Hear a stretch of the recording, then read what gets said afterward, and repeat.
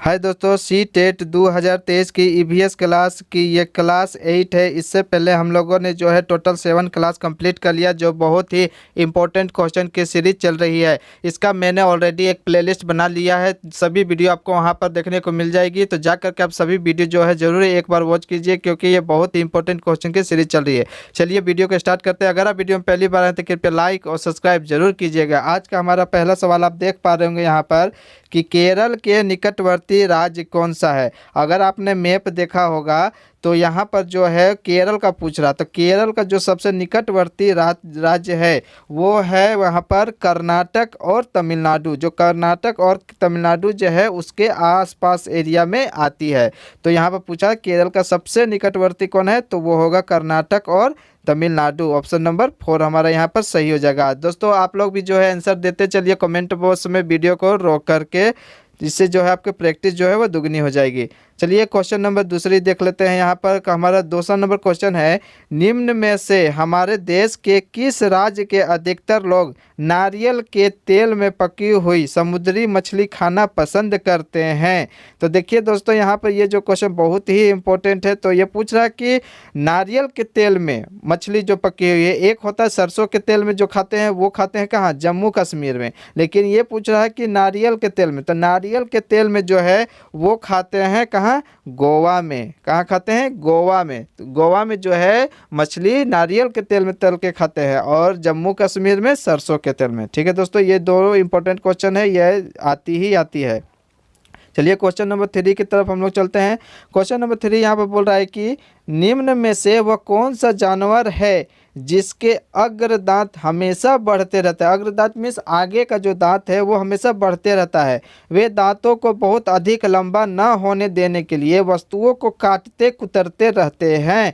तो देखिए दोस्तों इसका जो आंसर है वो दो आंसर है। ठीक, एक होता है चूहा और एक होता है गिलहरी। ठीक, आपको ऑप्शन में जो मिल जाए देखने को उसको आप टिक कर दीजिए। उनका जो आगे का दांत है वो हमेशा बढ़ते रहता है, इसलिए वो उसको बढ़े ना ज़्यादा, इसीलिए वो किसी चीज़ को काटते रहते हैं जिससे उनका दांत जो है घिसता है।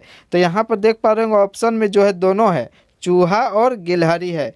तो हमारा जो यहाँ आंसर होगा वो होगा गिलहरी। क्यों होगा, क्योंकि आपको अगर दोनों ऑप्शन मिल जाए एग्जाम में तो जो पहले ऑप्शन आता है उसको टिक मार दीजिए। तो यहाँ पर आता है गिलहरी, तो हमारा आंसर हो जाएगा गिलहरी। अगर गिलहरी ना होता तो चूहा यहाँ पर आंसर हो जाता। ठीक है दोस्तों, चलिए क्वेश्चन नंबर 4 की तरफ चलते हैं। क्वेश्चन नंबर 4 यहाँ पर आप देख पा रहे हैं, किसके नेतृत्व में चिपको आंदोलन को बल मिला।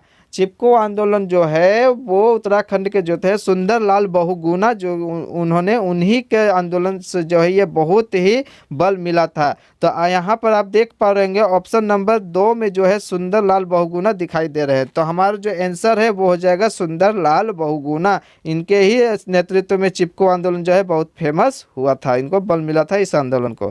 ठीक है दोस्तों, चलिए क्वेश्चन नंबर 5 की तरफ देखते हैं। आरती एक पोस्टर पर एक बीमारी की रोकथाम से संबंधित निम्नलिखित सावधानियां पढ़ती है। आरती ने एक क्या किया, एक पोस्टर है उसमें बहुत सारी सावधानियां लिखी हुई है।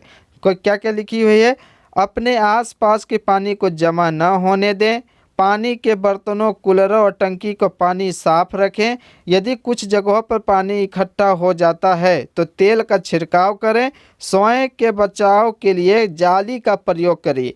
तो ये सब लक्षण कब होता है, किस चीज़ में होता है, तो कहीं ना कहीं ये जो है ये आपको देखने को मिलेगा कहाँ, डेंगू और जापानी मस्तिष्क ज्वर। ये मच्छर से जो फैलती है, मच्छर क्या करते हैं, जो गंदे पानी जमा होता है उसमें अपने अंडे दे देते हैं। इससे क्या होता है, मच्छर बहुत सारे फैल जाते हैं और हमको जो है डेंगू मलेरिया ये सब होता है। तो इसी को रोकथाम के लिए ये पोस्टर में निर्देश दिया हुआ है। जो कौन पढ़ रही है, आरती पढ़ रही है। तो हमारा आंसर जो है क्या निकल के आ रहा है, पोस्टर का उद्देश्य क्या है, किसको जागरूकता फैलाने के लिए, तो डेंगू और जापानी मस्तिष्क ज्वर को रोकने के लिए ये जो है निर्देश दिया जा रहा है पोस्टर के माध्यम से। ठीक है दोस्तों, तो हमारा आंसर हो जाएगा ऑप्शन नंबर 1, डेंगू और जापानी मस्तिष्क ज्वर। ठीक है दोस्तों, क्वेश्चन नंबर 6 की तरफ चलते हैं। यहाँ पर क्वेश्चन नंबर 6 देख पा रहे हैं, कक्षा 5 की अध्यापिका माहिका चाहती है कि उसके विद्यार्थी आसपास के पौधों का अवलोकन करें। सार्थक अधिगम के लिए उसे बच्चों को क्या करने के लिए प्रोत्साहित करना चाहिए। देखिए यहाँ पर बोल रही है कि क्लास 5 का जो बच्चा है उसका जो अध्यापिका माहिका है वो क्या करना चाह रही है, वहाँ का जो विद्यार्थी है आसपास के पौधों को अवलोकन करना चाहता है वहाँ।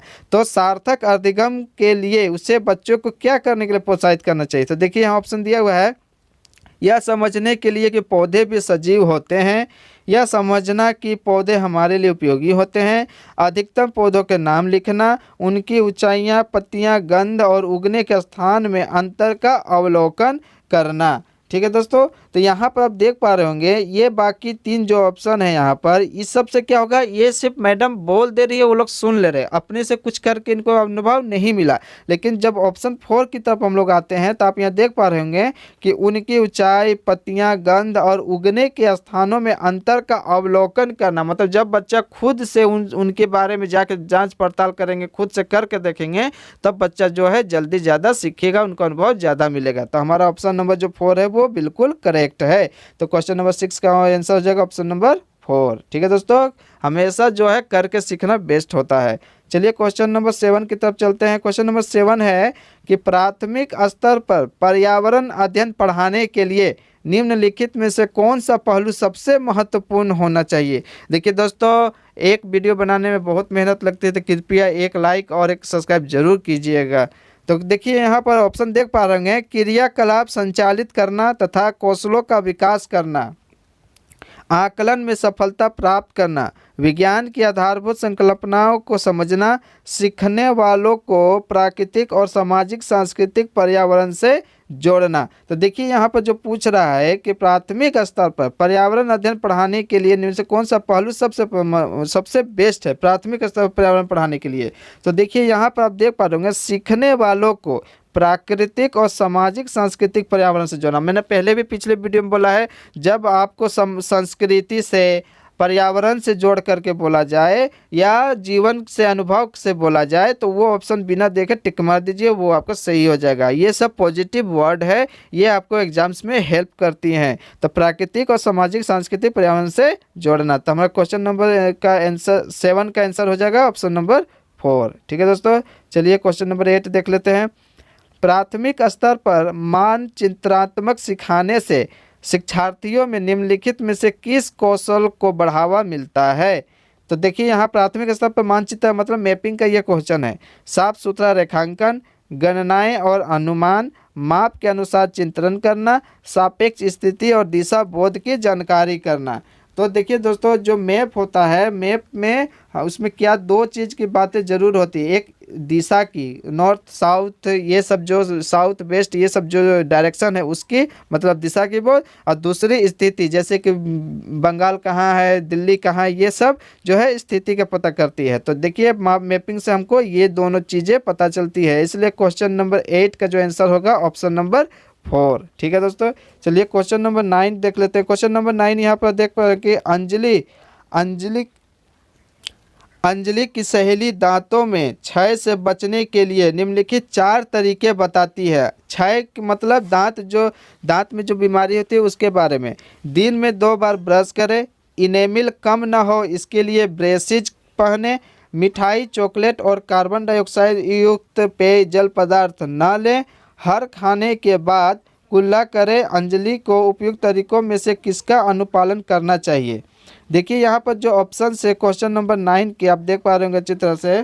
क्वेश्चन नंबर 9 का जो यहाँ देखिए सबसे बेस्ट जो ऑप्शन है, यहाँ देखिए मिठाई, चॉकलेट, कार्बन डाइऑक्साइड पेय पदार्थ ना लें, हर खाने के बाद जो कुल्ला करें, और दिन में जो है 2 बार ब्रश जरूर करें। तो हमारा जो ऑप्शन कौन निकल के आया, ए, सी और डी। तो देखिए ये ए, सी, डी किस में है, देखिए ये ऑप्शन नंबर 2 में है, सी, डी, ए। देखिए सी, डी, ए, तो हमारा जो ऑप्शन है वो हो जाएगा बी।